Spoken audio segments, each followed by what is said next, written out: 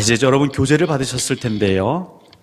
우리 계속해서 사도신경, 특별히 오늘은 성자 하나님 첫 번째 시간을 갖도록 하겠습니다. 계속 반복합니다. 여러분, 나는 믿습니다.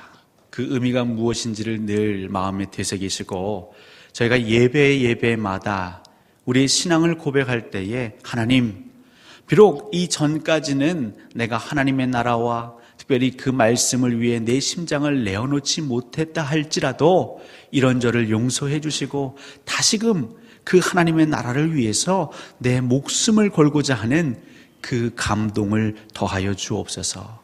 여러분들이 사도신경을 고백하실 때에 그 진실됨으로 그 한 단어 한 단어 힘을 주어서 고백하실 때에 하나님은 그 고백을 기쁘게 받으시고 종국에는 우리가 그렇게 살 수 있도록 인도하실 것입니다. 종국에는 우리 교회 예배하는 공동체가 하나님 앞에서 정말 썩어져가는 미랄되도록 하나님이 바꾸실 것입니다. 여러분 안에 이 믿음이 있어야 하고 제 안에 이 믿음이 있어야 하는 것이죠. 믿음이 없이는 하나님을 기쁘시게 할 수도 없는 것이고 믿음이 없이는 어떠한 역사도 우리가 맛볼 수 없는 것입니다. 지금 눈에 보이는 것 아니요. 멀리 눈을 들어서 우리에게 다가오시는 그 하나님의 나라를 보시고 우리를 돕기 위해서 천군 천사가 또 우리를 돕기 위해서 보혜사 성령 하나님이 여러분의 가운데 계심을 여러분 믿으시기 바랍니다. 오늘은 이 사도신경 이제 성자 파트로 넘어가죠. 하나님에 대해서 특별히 삼위일체 하나님 중에 성부 하나님, 성자 하나님, 성령 하나님. 물론 순서는 성부 하나님을 먼저 저희가 살펴봤습니다. 하지만 그 분량에 있어서도 예수 그리스도를 다루는 성자 하나님을 다루는 이 사도신경의 분량이 월등히 많다고 이전에 말씀을 드렸죠. 그건 왜 그럴까요? 우리 인간이, 이 사람이 완전하지 않은 인간이 인식하기 위해서는, 경험하기 위해서는 사실 성자 예수 그리스도 그 외에는 방법이 없기 때문입니다. 요한복음 14장 6절입니다. 우리 한번 같이 읽어보겠습니다. 시작.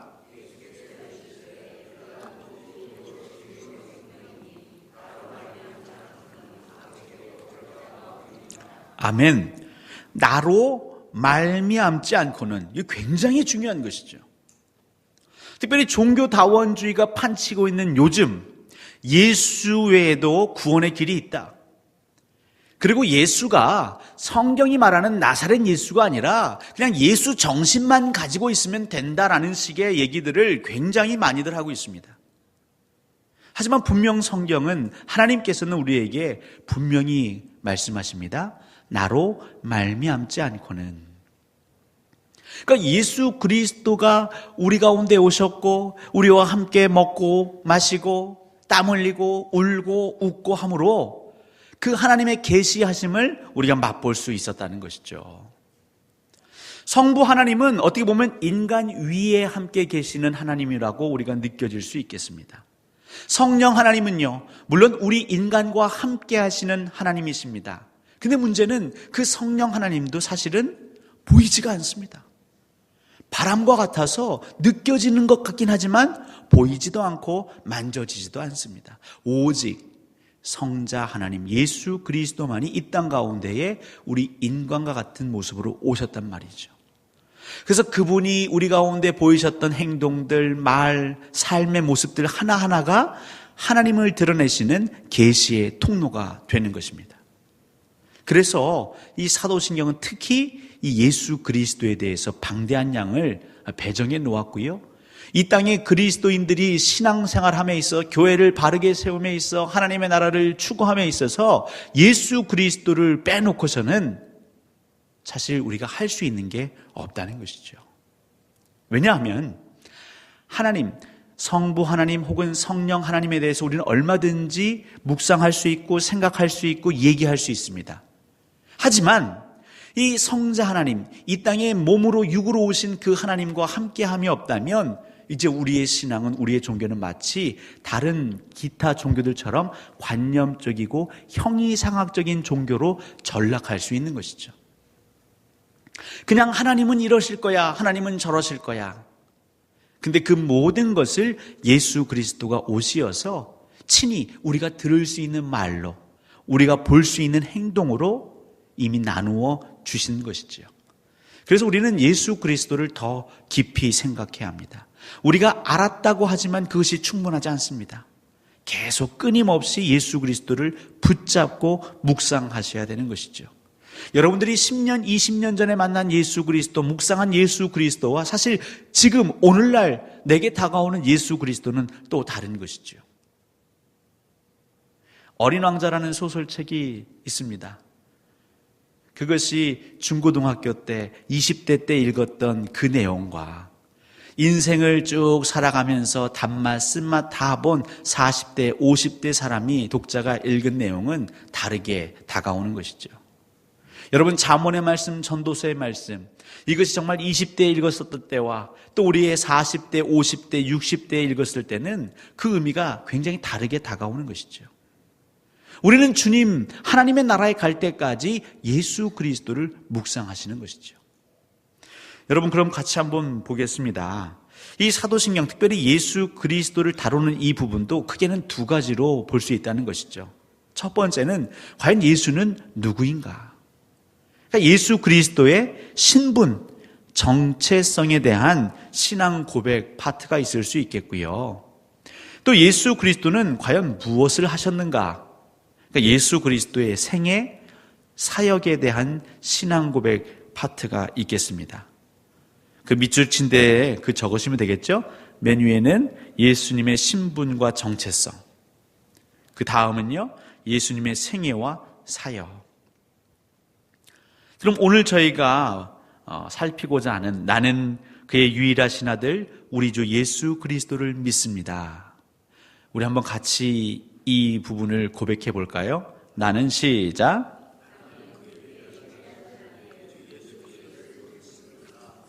아멘. 여러분들이 예배 때 이 부분을 고백하실 때는 힘을 주셔서 고백하셔도 저는 말리지 않겠습니다.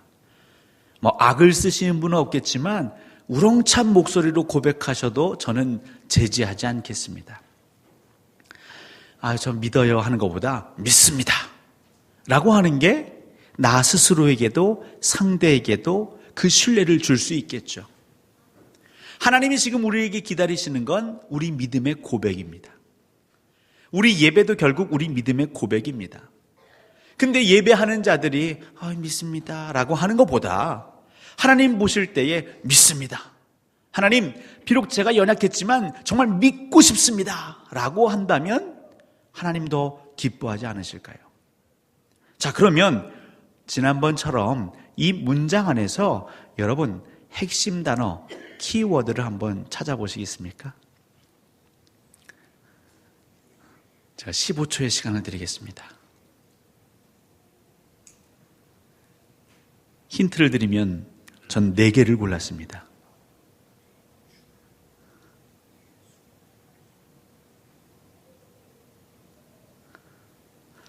여러분, 핵심 단어, 키워드 뭐가 있을까요?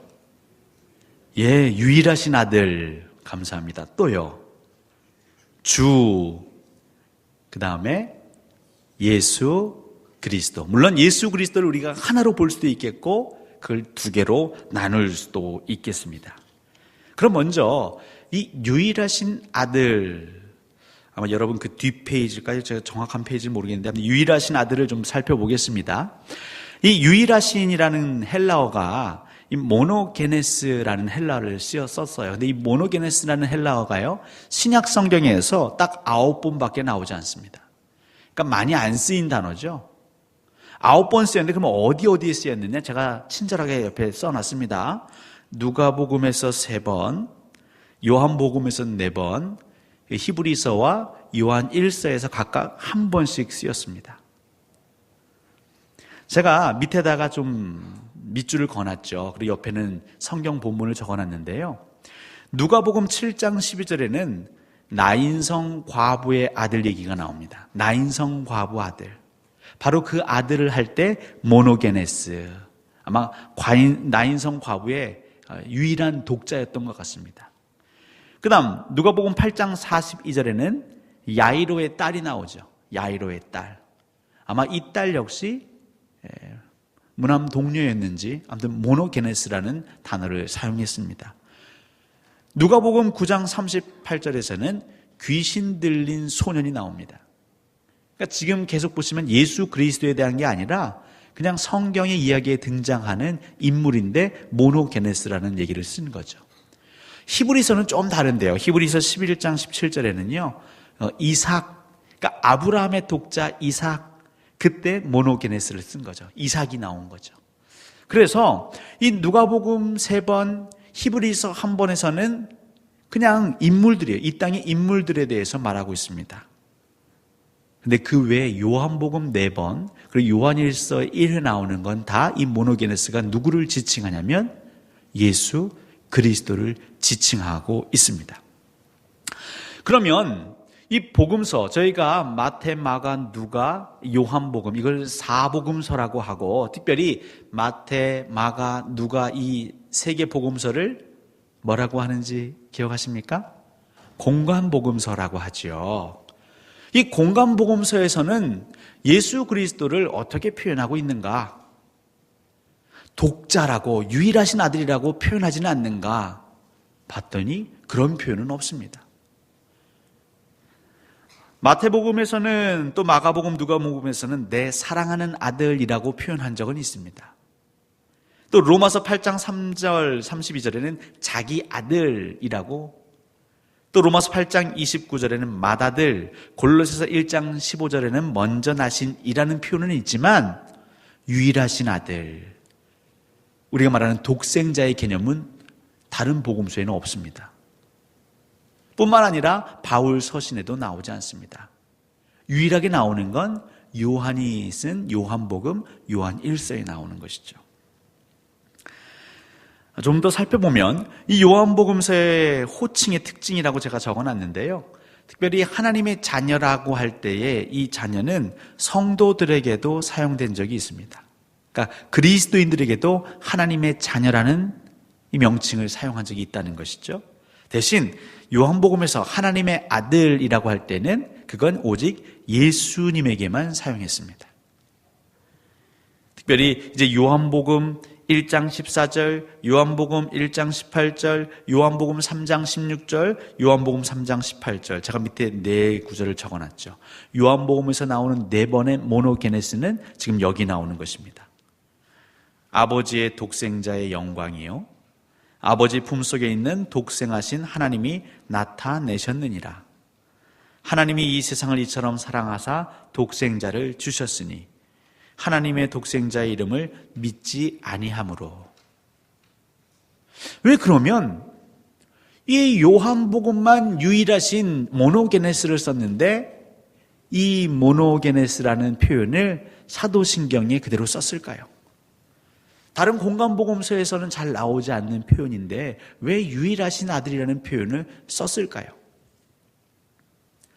아까도 말씀드렸지만 예수 그리스도의 신앙 고백은 크게 두 부분이 있다고 했습니다. 예수님에 대한 정체성, 그분이 어떤 분이신가에 대한 것과 그분의 생애, 그 사역에 대한 부분. 그러니까 예수 그리스도가 누구이신가, 예수 그리스도의 정체성에 대해서 특별히 우리 그리스도인들이 정말 많은 걸 알 수 있는 복음서가 있다면 그건 요한복음입니다. 물론 마태, 마가, 누가복음을 통해서도 우리가 예수 그리스도의 삶과 그분의 말씀과 그분의 행적을 알 수 있지만 특별히 이 땅에 하나님의 아들이시면서 인간으로 오신 예수 그리스도, 완전하신 하나님이시면서 완전한 인간으로 오신 참 하나님, 참 인간으로 오신 예수 그리스도에 대해서 우리가 정말 구체적으로 직접적으로 알 수 있는 복음서는 요한복음이다라는 것이죠. 그 근거가 뭐냐면요, 제가 밑에 적어놨죠. 요한복음에 보면 독특한 표현이 있습니다. 헬라어로는 에고 에이미, I am, 나는 뭐뭇이다 라는 표현이 있습니다. 근데 예수님 스스로 나는 무엇이다 라는 그 표현이 7가지 표현이 있거든요. 제가 그걸 밑에 적어봤거든요.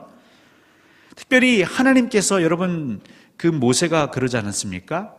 하나님, 이 이스라엘 백성들이 네가 만난 하나님에 대해서 설명하라고 하면 제가 뭐라고 말합니까? 라고 할 때 하나님이 그렇게 얘기하시죠.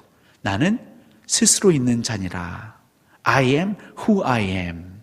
그렇게 말하면 된다. 나는 뭐뭐하는 사람이다. 근데 예수님 역시 그렇게 스스로를 표현하신 게 7가지나 된다는 것이죠. 아주 구체적으로. 첫 번째 뭐가 있을까요? 요한복음 6장 35절 48절에 나오는 건 나는 생명의 떡이다. 나는 생명의 떡이다. 그렇게 예수님은 말씀하고 계십니다.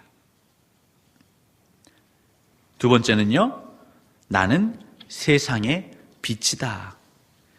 혹시 제가 여러분께 불러드리는 게 틀릴지 모르니까 집에 가서 한번 꼭 성경과 비교해 보시기 바랍니다. 제가 이렇게 절을 적어 놓은 것은 여러분 성경 찾아보시라고요. 예. 현대인들의 신앙생활의 단점 중에 하나가 옛날처럼 성경을 직접 많이 열어보지 않는다는 데 있거든요. 자, 세 번째, 나는 양의 문이다. 다 들어보셨죠? 네 번째, 나는 선한 목자다. 다섯 번째, 나는 부활이요 생명이다.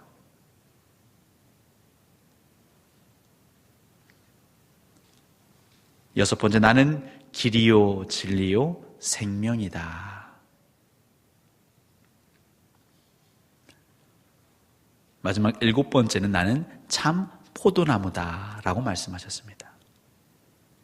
그러니까 예수 그리스도가 누구냐라고 했을 때에 우리는 이렇게 고백하면 되는 거, 이렇게 기억하면 되는 것이죠. 그러니까 이 예수 그리스도, 특별히 하나님의 아들이시며 독생하신, 유일하신 그 하나님 아들, 여기에 대해서 요한복음이 굉장히 잘 설명하고 있습니다. 제가 뒤에 또 뭔가를 넣어놨죠. 그러니까 예수님께서 나는 뭐뭐이다라고 7가지로 표현하셨는데 또 요한복음에는 마치 이것과 쌍을 이루는 것처럼 7개의 표적이 나옵니다. 이거는 여러분들이 한번 쭉 읽어보시면 되겠습니다. 결국 요한이라는 성경 기자는 이것 역시 문학 양식인 것이죠. 여러분 7은 완전수입니다. 예수님은요 더 말씀하실 수도 있지만 아마 우리가 기억하기 쉬우라고 하시는지 7가지를 보여주시는 거죠. 그렇게 나는 뭐뭐이다 라고 말씀해 놓고 그 다음에 7가지의 표적을 보이심으로 나는 그냥 인간이 아니다. 지혜가 탁월한 랍비 정도가 아니라 나는 신적인 능력이 있는 참 하나님이다라는 것을 분명히 증언하고 계신 것이죠. 그러니까 다른 복음서에 비해서 이 요한복음은 예수 그리스도의 신성이 많이 부각되는 복음서입니다. 좀 참고로 말씀드리면 이 신학이라는 게 우리에게 유익도 되지만 때로는 해가 될 때가 있습니다. 왜냐하면 신학이라는 게 이제 학문의 틀을 가지고 있지 않습니까? 제가 교리를 해야 되지만 교리는 이해하는 과정이라고 말씀드렸죠. 근데 그 교리 가운데 완전히 이해할 수 없는 부분 있습니까? 없습니까? 있죠. 그것을 우리는 뭐라고 한다고요? 신비라고 한다고요. 근데 이 땅의 인간들, 죄된 인간들, 바벨탑을 쌓아 올려서 저 하늘에까지 닿고 싶었던 그 인간의 욕망은요, 신비를 인정하고 싶지 않은 것이죠. 그래서 될 수 있는 한 이성으로 이 말씀을 풀어가려고 하다 보니까 이제 어떤 타이틀이 나오냐면 조금 오래된 언어이긴 하지만 역사적 예수라는 그런 표현들을 하곤 합니다. 다시 말해서 우리가 믿는 예수 그리스도, 그것은 많이 신화화되었다.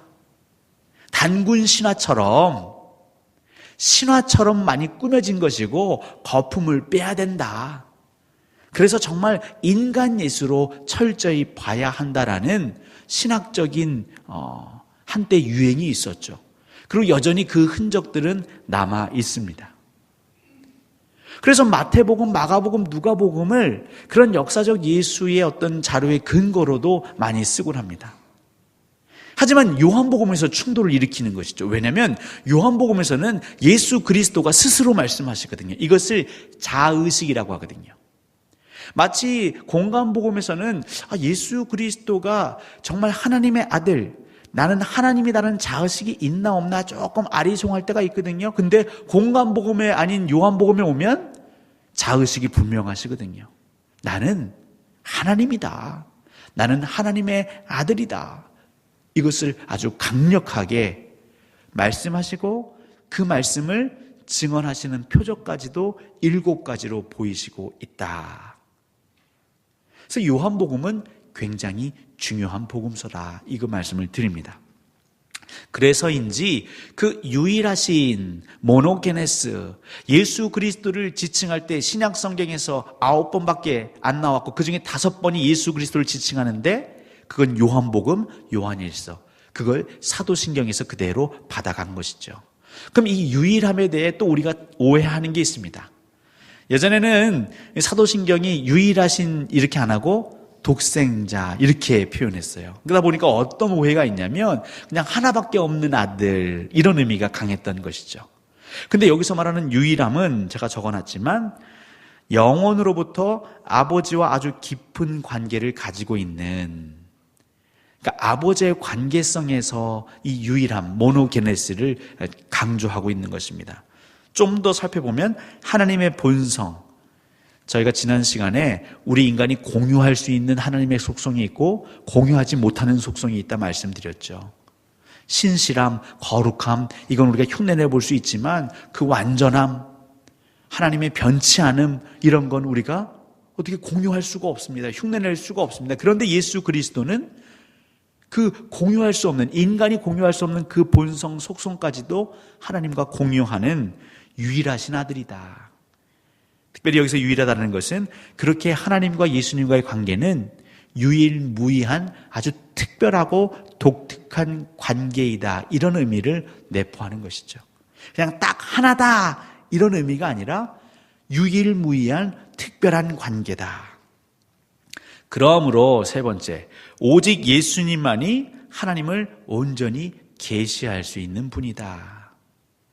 그러니까 우리가 유일하신 그 고백을 할 때, 유일하신 아들, 유일하신 예수 그리스도를 고백할 때 이분만이 하나님을 제대로 보여주실 수 있는 분이고, 왜냐하면 하나님과의 관계가 아주 돈독하고 독특하고 밀접하니까요.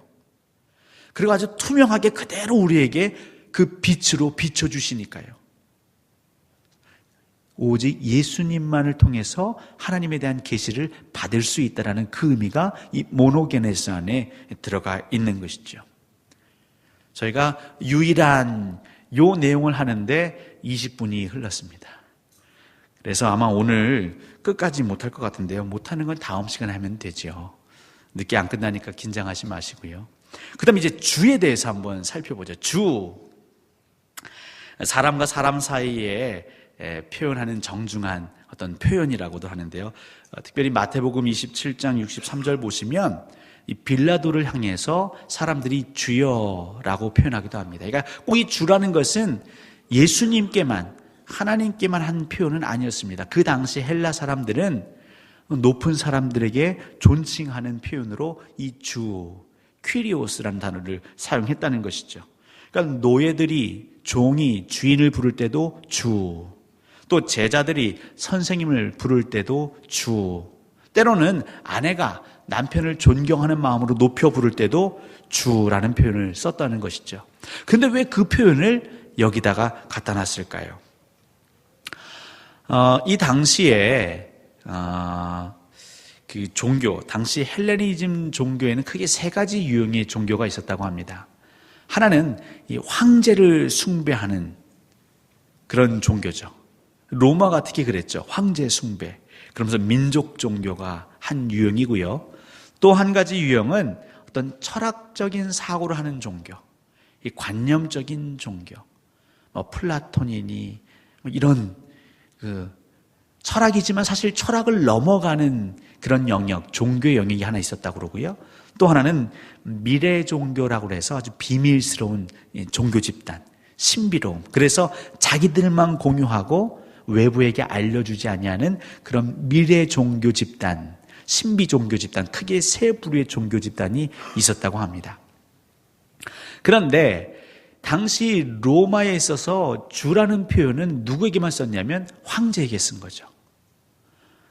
네로한테 세상의 주라는 표현을 썼다는 문헌의 기록이 있다고 합니다. 또 이 미래 종교, 이 종교 안에서도 이 주는 자기들 안에 어떤 사제라든가 자기들이 섬기는 대상을 향해서 주라는 단어를 썼다는 것이죠.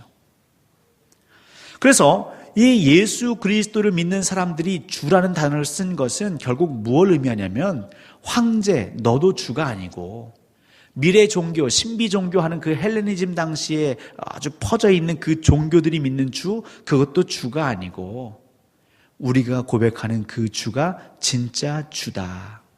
진짜 주인이시다. 특별히 이 주라는 이 헬라어는 이 구약 성경을 헬라어로 번역하지 않습니까? 그때 이스라엘 백성들이 하나님의 이름을 감히 부를 수가 없잖아요. 그들은 거룩하신 하나님의 이름을 부르는 것조차 허락되지 않는다 해서 야훼 혹은 아도나이 그랬단 말입니다. 그래서 그것을 무엇으로 바꿨느냐? 이 퀴리오스라는 주라는 단어로 바꾼 것이죠. 그래서 그리스도인들이 주라고 고백할 때에 그 당시에 만연했던 그 종교 사상들, 황제, 또 다양한 그 비밀 종교 집단, 그들의 그 종교, 그 신앙을 뛰어넘는 오직 유일한 하나님을 향한 신앙 고백이 주라는 거였습니다. 그러니까 오늘도 우리들이 신앙 고백을 할 때 나는 유일하신 아들, 우리 주 할 때 그 주는 무엇을 의미합니까? 이 세상의 그 어떤 것보다도 하나님이 주인 되십니다 라는 걸 고백하는 것이지요. 그래서 우리가 주라고 고백할 때 무엇을 내포합니까? 예수님께서 우리에 대한 권위와 권능을 가지고 계시는 것이다. 나의 생사 여탈권이 사실 누구의 손에 있다? 예수 그리스도 주님께 있다라는 것을 고백하는 것이죠. 이게 굉장히 무서운 고백입니다. 그러니까 우리는 아무 의미 없이 유일하신 아들 우리 주 예수 그리스도 굉장히 빠르게 지나가죠. 하지만 그 주라고 고백할 때는 사실 이 의미가 담겨 있다는 거죠.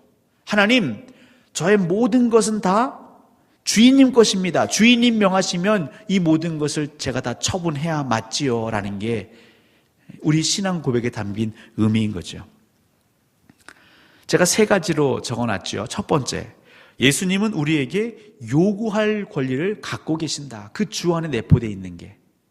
그러니까 예수님이 요구하시면 우리는 어느 때든지 순종해야 되는 것입니다. 마가복음 21장 3절 이 내용이 마태복음 이 내용이 마가복음 11장에도 누가복음 19장에도 비슷하게 기록되어 있습니다. 나중에 꼭 성경 찾아보십시오. 마태복음 21장 3절에 보면 제가 이제 큰 따옴표를 해놨죠. 한번 같이 읽어보겠습니다. 시작. 밑줄에 뭐가 들어갈까요? 예, 주가 쓰시겠다 하라. 그리하면 즉시 보내리라 하시니. 이게 언제 예수님 말씀하신 것입니까? 예루살렘 입성하시기 전에 그 나귀 새끼, 그것을 이제 제자들에게 가져오라고 할 때 하신 말씀 아니겠어요? 그러니까 주가 쓰시겠다 하라. 여러분 예배 드리시는데 신앙 고백하려고 하는데 갑자기 여러분의 마음에 아니면 여러분의 생각 가운데 아니면 진짜 환상 가운데 환영 가운데 환청 가운데에 예수님 나타나셔서 내가 너를 써야겠다. 내가 너의 재산을 써야겠다. 내가 너의 남은 시간을 내가 다 써야겠다라고 말씀하시면 여러분 어떻게 하시겠습니까? 예, 그럼 끔찍한 일은 있어서는 안 되겠죠? 우리 주님은 우리에게 요구할 권리가 있으시다. 우리는 그걸 거부할 수 있는 아무런 명분이 없습니다. 그냥 주가 쓰시겠다 하면 내어드려야 되는 것이죠. 그것이 바로 주, 퀴리오스라고 우리가 고백할 때에 내포되어 있는 의미인 것이죠. 두 번째는요, 예수님은 우리에게 명령하실 수 있습니다. 제가 몇 가지만 적어본 것이죠. 우리 예수님께서 뭐라고 명령하십니까? 너희는 이렇게 기도하라. 주님께서 가르쳐 주신 기도문이 있지 않습니까? 그러니까 기도하라. 근데 그것도 아닙니다. 이렇게 기도하라. 또 너희는 먼저 그의 나라와 그의 의를 구하라. 그러니까 그의 나라와 그의 의를 구하라 이러면 좋겠는데요. 먼저. 그러니까 다른 것 하기 이전에 먼저 이걸 구하라. 이게 주님의 명령이십니다. 너희는 온 천하에 다니며 만민에게 복음을 전파하라.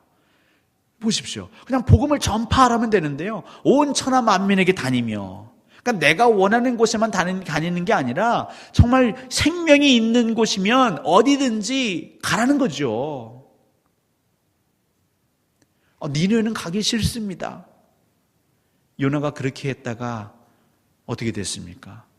3일 동안 고기 뱃속에 있었죠.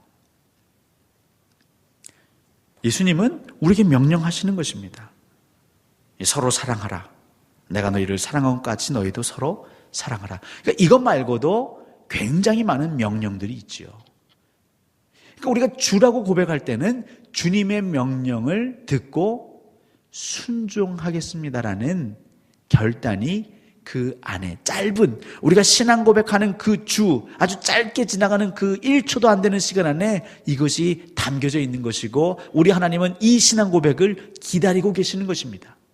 그러니까 이 마음으로 신앙 고백하는 그 고백을 하나님은 기뻐 받으시고, 그렇게 고백하는 자들에게 예배의 은혜와 은총을 내려주시는 것이죠. 그러니까 여러분, 앞으로 사도신경을 하실 때 제발 주문처럼 외우지 마십시오.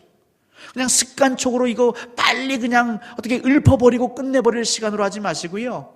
나 나름대로 비록 짧은 시간이지만 그래도 한 단어 한 단어 여러분들 배우신 것들을 상기하시면서, 하나님 비록 내가 이렇게는 살지 못하지만 그래도 이렇게 살고자 하는 그 열정, 그 마음의 가짐은 놓고 싶지 않습니다. 더 나아가서 하나님 은혜 주셔서 제발 나를 긍휼히 여겨 주셔서 우리 공동체를 불쌍히 여겨 주셔서 이 고백대로 살게 하옵소서. 우리 모든 성도들의 고백이 그렇게 하나 될 때 무시무시한 일이 벌어지는 거죠. 어마어마한 일이 벌어지는 거죠.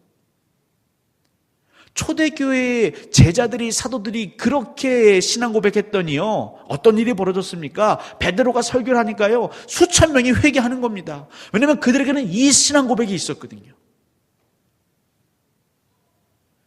그러면 그때만 성령이 역사하시고 2017년에는 성령께서 휴가 중이십니까? 출타 중이십니까? 그렇지 않다는 것이죠. 세 번째, 우리가 주라고 할 때에 예수님은 우리를 다스리시고 처분하실 수 있는 권한이 있다는 것을 고백하는 것이죠. 요한복음 5장 26절부터 27절까지인데요. 우리 한번 같이 읽어보겠습니다. 시작.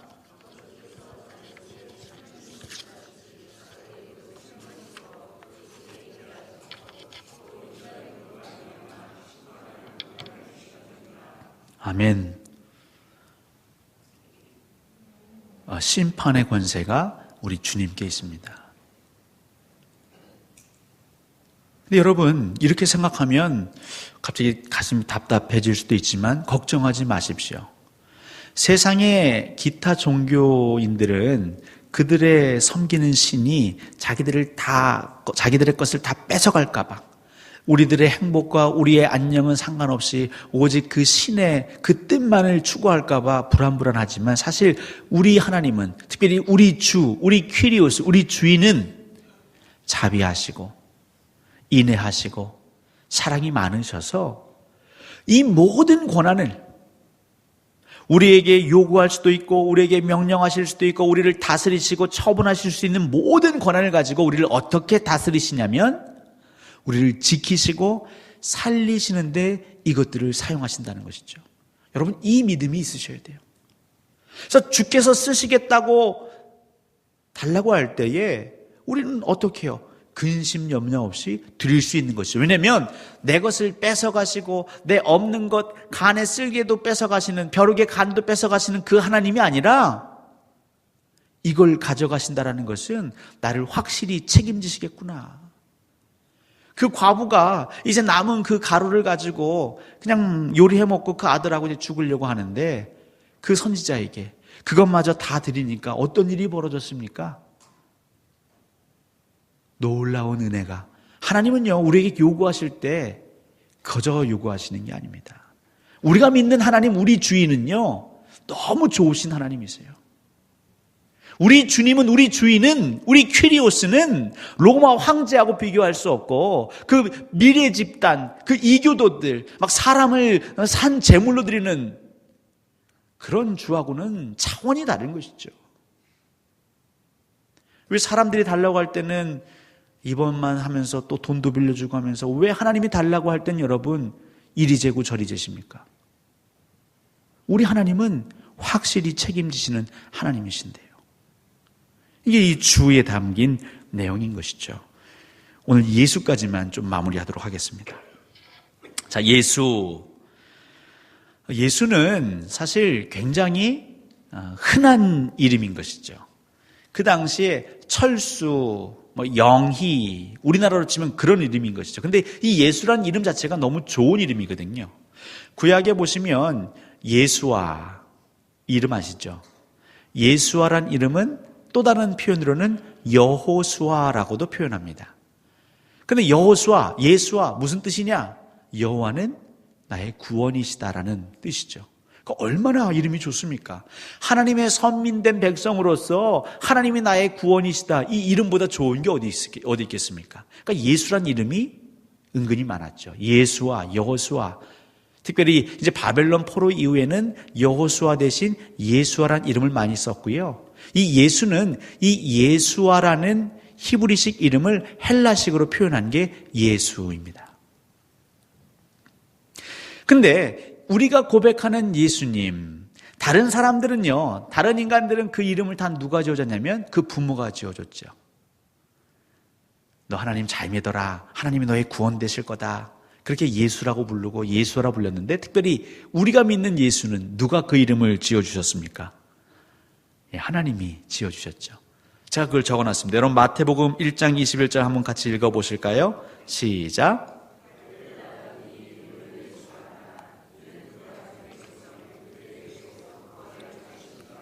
아멘. 누가복음 1장 31절입니다. 시작.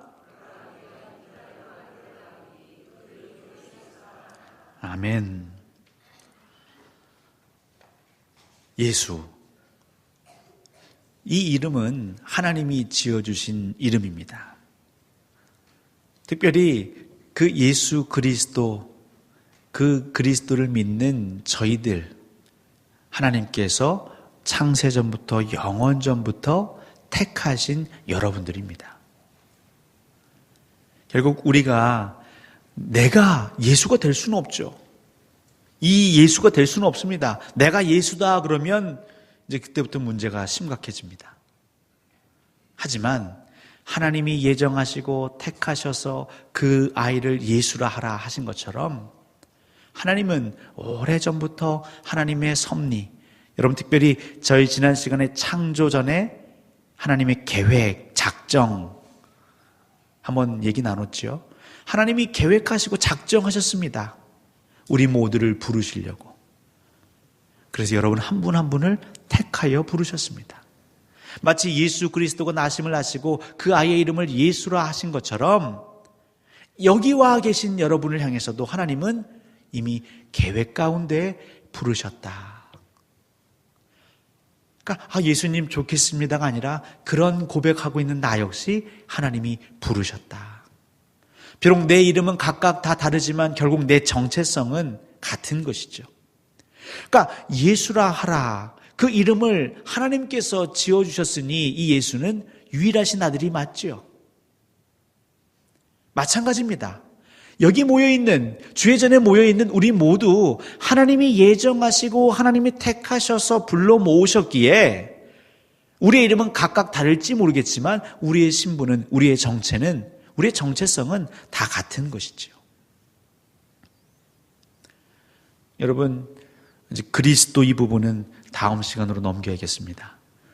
다음 시에도 꼭 이 페이지 가져오시기 바라고요.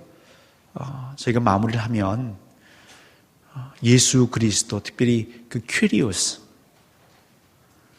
하나님이 나의 주인 되시는 것처럼 우리 주 예수 그리스도가 우리의 주인이십니다. 특별히 우리가 살아가는 이 세상 모든 것과도 비교할 수 없는 주인 되시는 것이죠. 우리 하나님은 그 신앙 고백을 오늘 우리에게 요구하고 계십니다. 내일도 또 모레도 예수 그리스도를 묵상한다. 사순절 계속 저희들이 얘기하고 있는데요. 한번 이렇게 묵상해 보십시오. 정말 예수 그리스도가 나의 퀴리오스이십니까? 내가 정말 예수님을 퀴리오스 대접하고 있습니까? 지금 예수님께서 내게 명령하시면 제가 즉각 순종할 준비가 되어 있을까요? 만약 되어 있지 않다면 무엇이 문제일까요? 여러분, 그 묵상, 그런 씨름, 그 말씀 안에서의 몸부림, 그 몸부림이 정말 하나님 기쁘시게 하는 몸부림일 것이고, 그렇게 사순절을 마저 보내시면 여러분 부활의 아침 하나님의 큰 기쁨과 평안이 넘칠 줄 믿습니다.